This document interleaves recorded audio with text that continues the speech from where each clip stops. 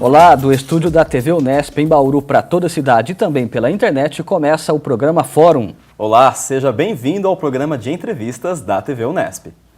Mais de 34 milhões de pessoas no Brasil têm entre 15 e 24 anos, ou seja, são jovens. A informação é do Censo 2010.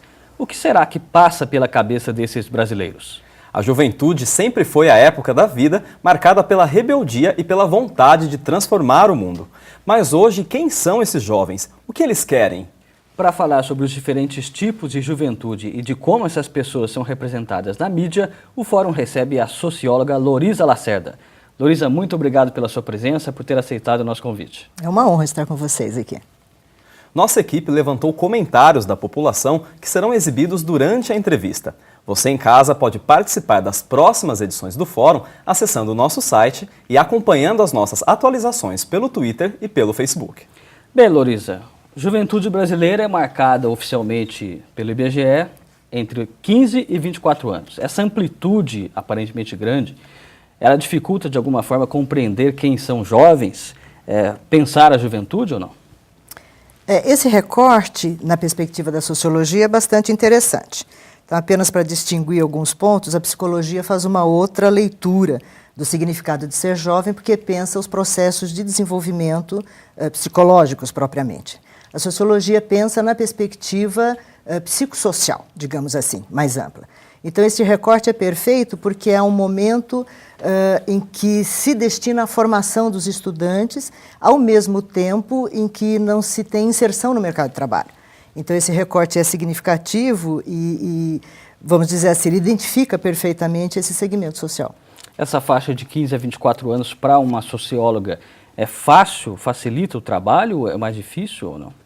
Em termos brasileiros é muito difícil, em função da quantidade, né? 34 milhões de pessoas não tem um perfil único e exclusivo. Então a sociologia trabalha numa perspectiva plural das juventudes brasileiras, né? É um recorte bastante amplo, sem dúvida, mas quando a sociologia olha para uma perspectiva, por exemplo, socioeconômica, faz uma análise bastante bem direcionada. Se fazemos uma perspectiva, uma análise mais cultural, digamos assim, também há uma possibilidade grande, porque é exatamente o momento em que essas pessoas estão fora do mercado, como eu já disse, e que têm, em sua grande maioria, né, a possibilidade de sua formação escolar. Então, não há uma dificuldade, ao contrário, né? Há um recorte importante e, digamos, do ponto de vista científico, fácil de trabalhar. Loriza, toda vez que a gente começa a falar sobre juventude e as diferenças entre os jovens, a gente vai, por exemplo, fazer uma pesquisa na internet. Você joga lá, diferença entre os jovens do Brasil, aparecem várias matérias sobre como o jovem do Brasil é diferente dos jovens de outros países. A gente tem aqui, por exemplo, uma matéria da Dital, que é uma agência de notícias sobre a América Latina, que compara o jovem do Brasil com o jovem de outros países da América Latina, sobre o que ele pensa, sobre política, sobre educação, sobre vários assuntos. A gente comparando dois países, é normal que existam diferenças, porque existe diferença cultural, né? Mas dentro do Brasil, todo mundo pensa tão igual para ser colocado todo mundo no mesmo bolo? Absolutamente. Esse pensamento uniforme não existe, não existe. E nem no que se refere aos períodos de desenvolvimento do nosso país. Tradicionalmente, a sociologia estuda a juventude pelas décadas em que vivemos, né? Vamos dizer, mais proximamente a década de 60, né? Um período de ditadura no nosso país, em que a juventude tinha um papel e uma participação política muito importante, e este perfil político, digamos, particularmente do segmento estudantil, tem uma comparação bastante grande com países latino-americanos em especial. Há uma tradição da militância política, não é? Há uma tradição da radicalidade política, vamos dizer assim, que usualmente se concede à juventude. Mas, obviamente, isso não se aplica a todos. Quando vamos para a década de 90, por exemplo, a participação política tem uma outra conotação. Ela está no bojo da construção da cidadania. Então, não é mais uma política reivindicatória e sequer uma política partidária. É uma política muito mais voltada ao atendimento de demandas populacionais, de questões sociais, de uma certa participação social mais efetiva e, em certo sentido, menos politizada, não é? Pensando mais o bem-estar da população, alguma coisa nessa direção. Então, não é possível comparar de maneira inconsequente, não é? A partir de experiências que são distintas nos distintos países em que temos. Né? Porque, por exemplo, até a gente considerando o momento atual, o jovem, acredito que o jovem de São Paulo deva pensar muito diferente, por exemplo, do jovem do Amazonas. É uma diferença, a gente tem uma diferença geográfica muito grande no Brasil, né? Uma outra pesquisa que nós temos aqui é uma pesquisa do projeto Sonho Brasileiro. Essa pesquisa, ela ouviu jovens de 18 a 24 anos de 23 estados brasileiros. A intenção era descobrir o que eles estavam sonhando para o país. E quando perguntados sobre como os jovens enxergavam a si mesmos, as 5 respostas mais frequentes foram: eles se definiram como jovens sonhadores, consumistas, responsáveis, batalhadores e comunicativos. Como que você enxerga esse resultado, Dorisa? Essas características que como o jovem se vê, se projeta? Se atribui, né, características bastante positivas. O que, no meu entendimento, é bastante favorável. A juventude é vista, de um certo tempo para cá, digamos, dos anos 90 para cá, como uma juventude muito alienada. Essa é uma tônica bastante frequente nos meios de comunicação, em outros segmentos, né? E quando a juventude tem condições de se manifestar, de dizer exatamente o que pensa e a que veio, temos esse tipo de resposta, né? Eu confiro isso no cotidiano. A juventude, de fato, tem uma perspectiva muito positiva de si própria, tem uma autoestima que é bastante elevada. É claro que eu estou tratando aqui na generalidade. Quando se diz de uma juventude da Amazonas, por exemplo, né, algumas coisas certamente mantêm uma identidade em função, principalmente da mídia, em função da internet, enfim, da possibilidade de saber o que é que acontece nos outros lugares e a construção de uma identidade comum. Isso de fato acontece, né? Mas, particularmente, eu diria que na região norte e nordeste, esse tipo de resposta talvez não encontre eco como encontra na região sul-sudeste, né, em que a juventude tem mais acesso, a escolaridade é de melhor qualidade, as possibilidades de acesso cultural fora da formação, vamos dizer, tradicional, escolar, também são maiores, e a juventude passa a ser considerada, né, como um elemento importante, especialmente pela possibilidade de votar, por exemplo, né? Então é um segmento que é mais chamado nas regiões mais desenvolvidas e, portanto, tem condições de desenvolver uma autoestima maior. Muito bem. Você que está assistindo ao fórum pode participar do nosso programa pela nossa página no Facebook. O endereço é facebook.com/TV Unesp. Lá você acompanha as notícias sobre o programa e pode também mandar as suas perguntas para os nossos convidados. Nós vamos agora para o nosso primeiro intervalo e voltamos daqui a pouco. Continue ligado. Até já.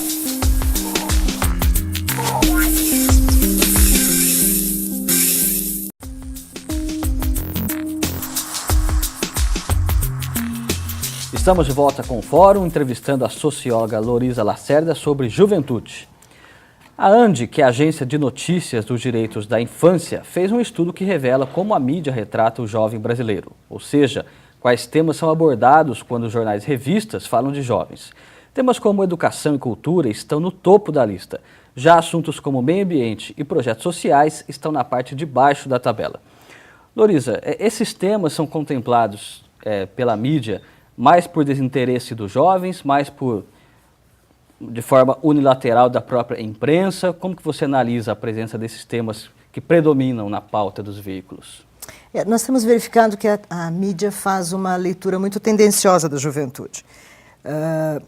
O que é mais significativo hoje, na imprensa no geral, obviamente, né, é aquilo que se refere a uma leitura negativa da juventude, especialmente a questão da violência. Então, é certo que o índice de homicídio hoje no Brasil, e recentemente essa semana foram publicados esses dados, a juventude, nessa faixa etária, dos 15 aos 24, homens, pardos, pobres, são as maiores vítimas de homicídio. E isso é muito explicitado na mídia, né? Todo o tempo. Atividades de outras características, né, como, por exemplo, a questão da sustentabilidade, de políticas mais voltadas à defesa do planeta, ou mesmo a construção da cidadania, elas são muito desfavorecidas pela mídia. Não significa que isso não aconteça no Brasil como um todo, ao contrário. há ações que são bastante importantes, desenvolvidas por essa meninada, pelo Brasil afora, não é? E a mídia não favorece. Penso que há uma certa tendência, não é? na divulgação desses dados. O que, bom, podemos compreender, porque certamente a violência é um tema muito importante no nosso país. Não podemos fugir desta impressão, não é? que acabamos tendo do nosso país como um todo. Mas há uma possibilidade muito grande de reversão disso à medida em que a própria juventude vai às ruas, demonstra os seus interesses, participa de questões políticas contra a corrupção, por exemplo, né, para pensar um tema aqui mais presente. E quando olhamos a população como um todo, a juventude é quantitativamente muito significativa e a mídia certamente dará atenção aos seus bons feitos. A esses movimentos saudáveis também da juventude. Exatamente. Né? Lourisa, aproveitando que a gente está falando sobre mídia, nós fomos às ruas perguntar para as pessoas como elas acham que a mídia trata o jovem, como que ela mostra ao jovem. Vamos ver o que elas responderam. Eu creio que a mídia hoje ela está mostrando demais. E esse mostrando demais, ele está induzindo o jovem por caminhos que eu creio que não deveria ir.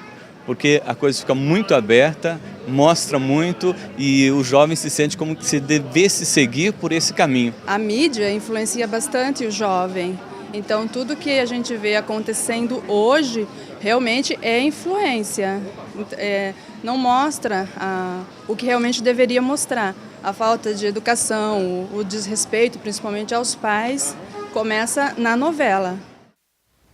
Lourisa, nós temos aí duas opiniões, as duas mostrando uma postura prejudicial de influência da mídia, né? Nós trouxemos duas respostas, mas de certa forma todo mundo respondeu alguma coisa nesse sentido. A mídia realmente ela só influencia negativamente o jovem? Não existem bons exemplos? Obviamente que não. É uma visão um pouco ingênua, não é? Imaginar que a mídia consegue, como a juventude diz, fazer a cabeça de uma maneira absoluta. É um processo de troca, não é? Nós temos uma edição de mídia, pensando na televisiva em especial, que é o controle remoto, que é muitíssimo utilizado, não é? Então, a juventude consegue construir uma leitura crítica em relação à mídia e, mais que isso, foge muito da televisão e segue para a internet, que é uma terra de ninguém. Então, o processo de seleção que se faz hoje em relação a essa mídia eletrônica, ela é muito interessante, a juventude faz isso com uma qualidade inigualável, aliás, com uma facilidade também invejável, diga-se. O Facebook, por exemplo, tem 800 milhões de pessoas cadastradas, na sua grande maioria jovens, que trocam impressões, que fazem críticas, que apontam denúncias, não é?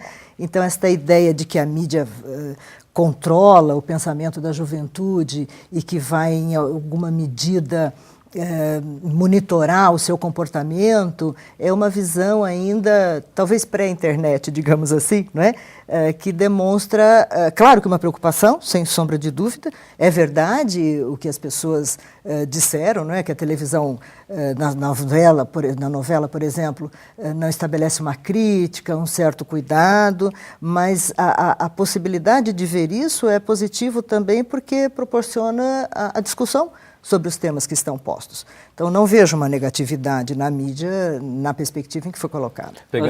Desculpa, Tarso. Pode falar. Só para a gente finalizar, pegando o exemplo da novela, como foi citado, você acredita que os jovens conseguem separar a ficção da realidade e não se deixar levar por esses exemplos, por exemplo? É preciso cuidado nessa análise, não é? De que jovem nós falamos. Um jovem trabalhador que, ao final do dia, extenuado, assiste à televisão para o seu entretenimento, certamente não terá um senso crítico mais elaborado para fazer um julgamento daquilo que está assistindo. Um jovem que tem acesso a leituras, a uma conversa sobre a televisão com a sua própria família, certamente verá de uma outra maneira, né? Há mediações no consumo das mídias. Ela não é feita de uma maneira, vamos dizer assim, absoluta, né? Sem filtros, né? Há filtros importantes, sim. Certamente, né? Não tenho segurança absoluta nisso, alguns jovens não conseguem vamos dizer, traduzir o que está posto ali num sentido mais elaborado. Mas a grande maioria certamente o faz, porque a televisão, em certo sentido, exagera, né? Especialmente nas novelas. Então, essa percepção do exagero também ajuda a perceber criticamente esses conteúdos. O que eu ia dizer é que os dois entrevistados, eles reconhecem com muita clareza, isso a gente pode perceber, a influência da mídia, né, no comportamento jovem. Sim. A mídia é uma porta para o contato humano com o universo, né? Mas os pais devem estar atentos à formação dos jovens. Não é tarefa só da mídia e das escolas, por exemplo, né? A educação começa no lar. Portanto, seria muito bom se os pais e avós, né, dessem exemplos positivos aos filhos e aos netos, já que a educação não vem apenas da escola e da mídia. Nós vamos agora para o nosso segundo intervalo. É um intervalo que educa, é um intervalo do Vídeo Honesto, e nós voltamos daqui a pouco. Até já!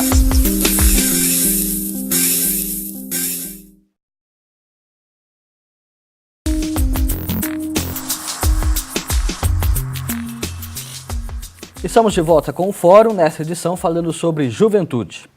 Aqui no Brasil já existe o Estatuto da Criança e do Adolescente e também do Idoso. Em breve deve entrar em vigor o Estatuto da Juventude.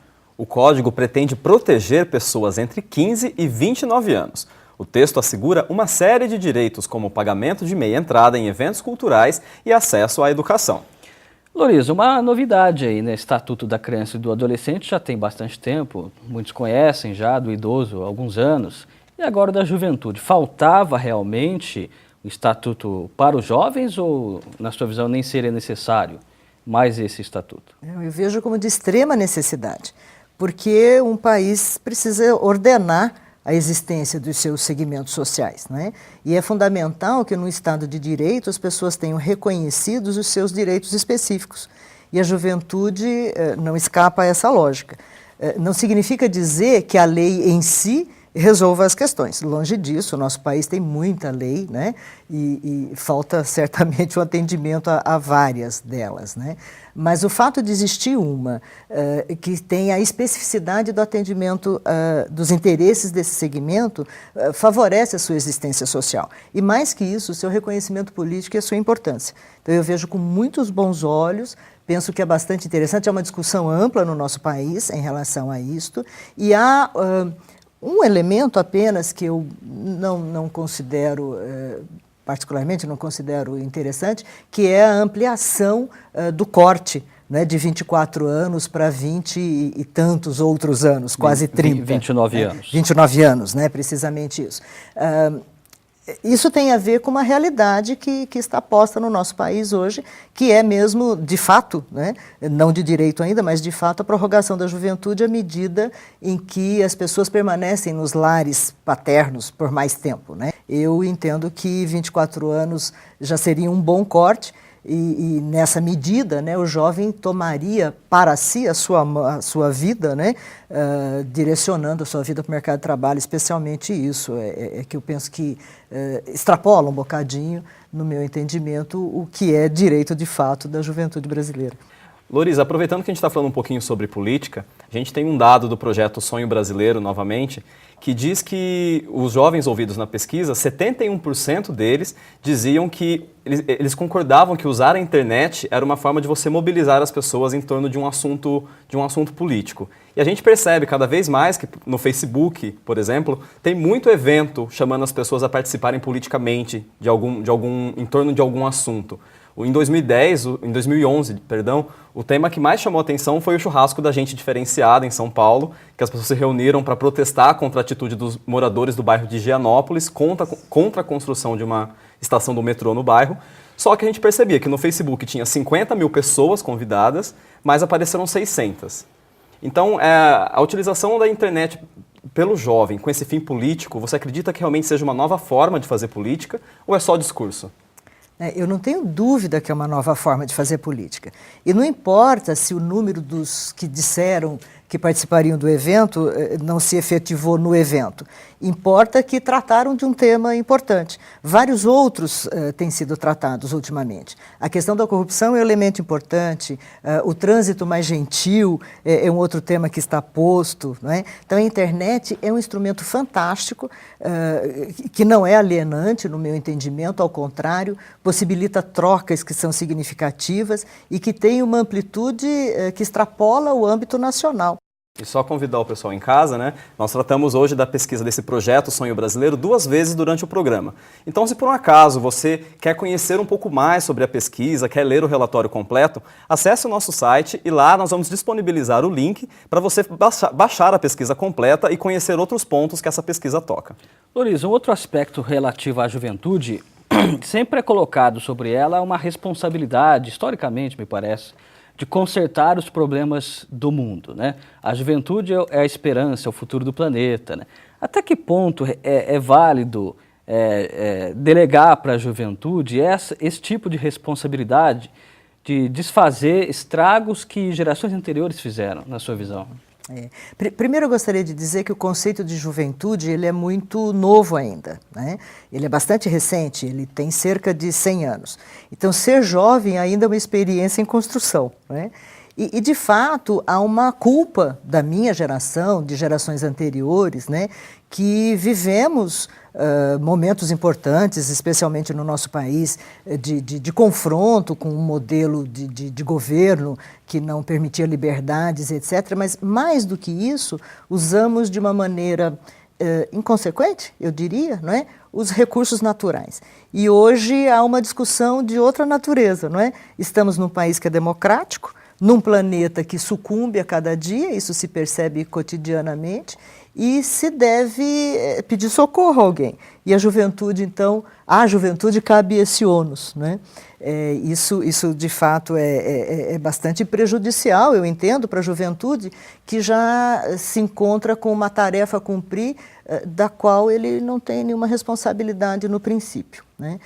Há um livro muito interessante de filosofia em que o autor questiona por que é que temos filhos. E ele conclui que temos filhos porque são eles as únicas pessoas em quem nós realmente temos fé que levarão à frente os nossos sonhos. Então os nossos filhos, essa juventude que está posta aí, levará o nosso sonho de sobrevivência, não é? De uma humanidade que nós não conseguimos construir de maneira adequada. Então é um pouco assim a redenção da nossa culpa, né, que atribuímos a esses filhos jovens que estão aí pelo mundo afora e que terão que manipular essa informação e tratar isso de uma maneira que eles não se sintam culpados e que possam levar a sua vida adiante, traçando os rumos possíveis, né, para o nosso país.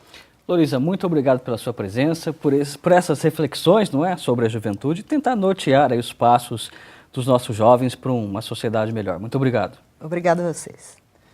O Fórum de hoje fica por aqui. Siga a gente no Twitter e curta o nosso perfil no Facebook. E no nosso site você fica sabendo quem serão os nossos próximos entrevistados. Além disso, também no site você conhece toda a programação da TV Unesp. Lá é possível ver os horários de exibição dos programas inéditos e também das reapresentações.